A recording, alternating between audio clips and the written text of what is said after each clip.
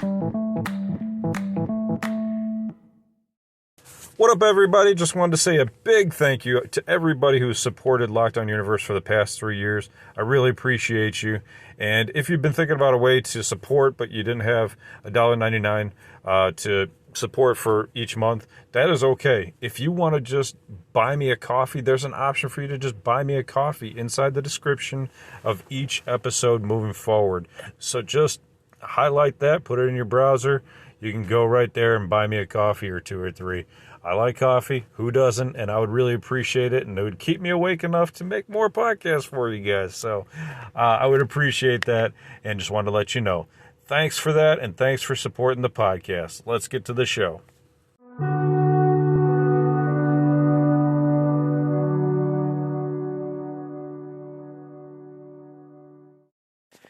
What up, what up, what up? Welcome back to Lockdown Universe, home of the bizarre, peculiar, and unheard of stories of UFO legend and paranormal lore. Welcome back. Happy to be back. Hopefully you guys are doing excellent and taking care of yourselves. So, today, I'm going to bring up a topic that's pretty interesting. It involves Uri Geller. Again, I'm on my Uri Geller kick. I'll probably be on this for just a few episodes, and then we'll switch off. He's leaving his legacy behind, and I wanted to transmit some of that really interesting information. Now, when it comes to Uri, we know all about his spoon bending and all that stuff, but what about these superpowers that he had to locate certain items for companies? Now, that's what I kind of want to talk about. The difference between doing something for free and out of altruism versus for profit and for gain, and whether or not he was successful at it, and whether or not it truly fascinated him in the end. Okay, so for Uri, he came from a poor, fatherless childhood. His mother had 8 pregnancies before him, and his father forced her to have 8 abortions. He was the 9th, and he feels like all of those 8 souls are all around him, helping guide him as well. And so, money to him was not really that big of a deal after he had it, but as a youngster, of course, it was probably one of the most important things, right? Because you needed to survive, and they lived in apartment buildings, they lived in small rooms because his dad was not around. His dad was a womanizer. So at first, once he learned about his capabilities, sure, yeah, he did definitely capitalize upon them. And what's interesting is it's not just like, hey, I'm going to go out into the street David Blaine style. He actually went with these huge corporations. He actually went out with Sir Val Duncan, former chairman and CEO of Rio Tinto Zinc. So this is one of the largest gold miners and oil British companies in the world. So you can look them up. It's pretty interesting. They're a huge British mining company. And so this guy, Sir Val Duncan, hires Uri and says, hey, I want you to come find some oil for me. So what he did was flew him out. He flies him out on a private jet out to Mallorca, which is a place I've never even heard of before, where they were going to go search for gold and oil. So what's interesting is Sir Val Duncan takes these little aluminum cans filled with oil and spreads them out all over the island and says, hey, I want you to go find these little cans, these little nuggets of basically of gold out there, of money out there. And so he does. He finds them. He flies them all over to do this. And what's interesting is he goes down to South Africa for Clive Mennel. They do more big mining excavations. He goes to Tokyo, helps them out there. He continues to deliver time and time and time again. It gets to the point where Uri just says, you know what, I'm not getting out of bed for anything less than $1 million. This is it. He says, I have enough money. He's like, I really don't need to do this. He said, basically he worked for a ton of intelligence companies, but that's besides the point. He was talking about his financial stability, and he was good. He had made enough money. He had become independently wealthy. And he said, hey, you know what? I want to help people now. I want to help terminally ill kids. I want to fly them out to my house. I want them to enjoy life. I want to give them something that nobody else can. So he had made enough money to be able to provide those benefits to sick children. He got to the point where money did not motivate him. It came to him on a flight down to South America where the pilot could not find the airport for whatever reason. Maybe it was fog. I'm not sure. But they had to land on one of the main highways in South America. And Yuri was like, I can't do this anymore. He's like, what is the point of this? Is it just an ego trip? I don't understand why I need to keep going. Is it for the money?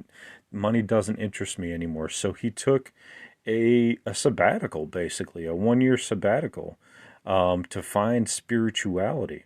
And so, like, yeah, obviously you would think, well, why wouldn't Yuri be spiritual? But he felt like he wasn't. He stated, I was ruthless.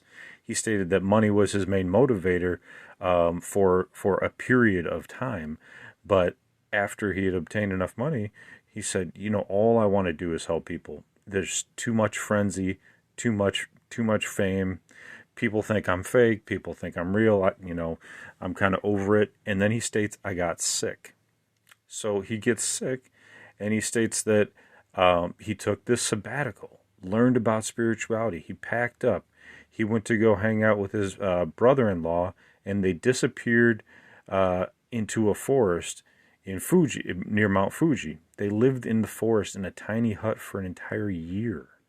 Okay? So there is where he learned about spirituality, positivity.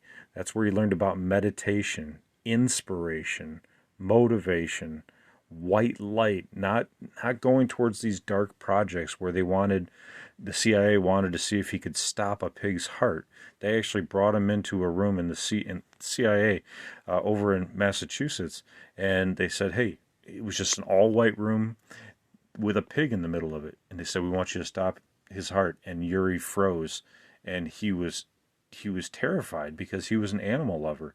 He didn't want to participate in these dark projects. So this is where he found his spirituality. This is where he found his true motivation. He says he doesn't even touch money anymore. He doesn't have any agents. He doesn't have anybody bringing him jobs. If he wants to, if he wants to, he could. But decades ago, he decided to stop doing this. That if he needed money, all he would have to do is to pull out a map, and he could utilize his extrasensory perception and his special skills to literally point out on a map where an oil rig would need to dig, or where a gold excavation would need to take place. And that would be it. They would make the money. So he decided, you know what? I have more than enough money.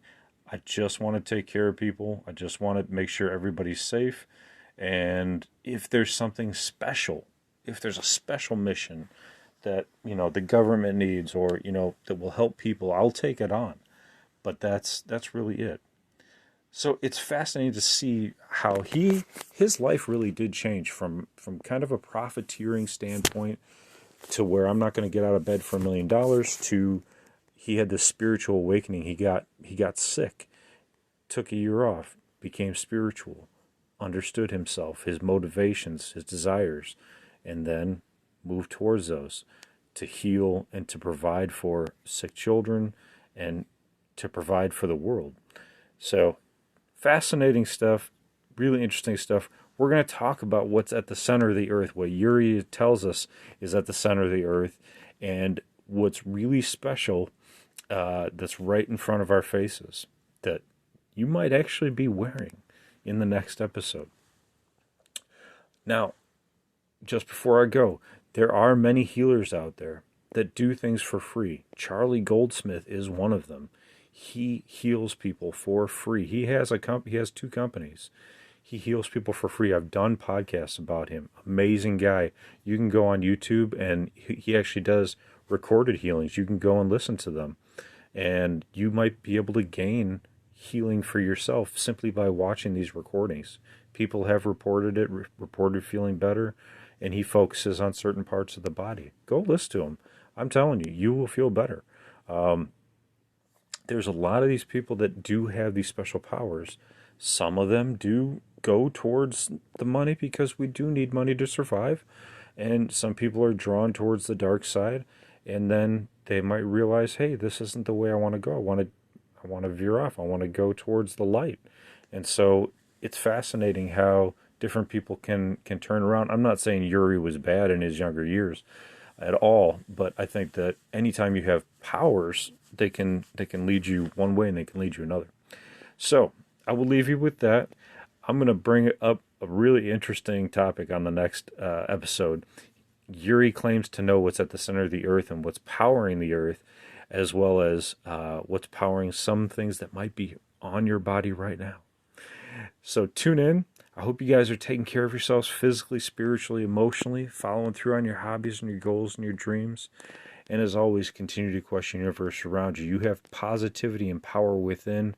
Continue to follow that positive light. Until next time, guys, take care. Lockdown Universe out.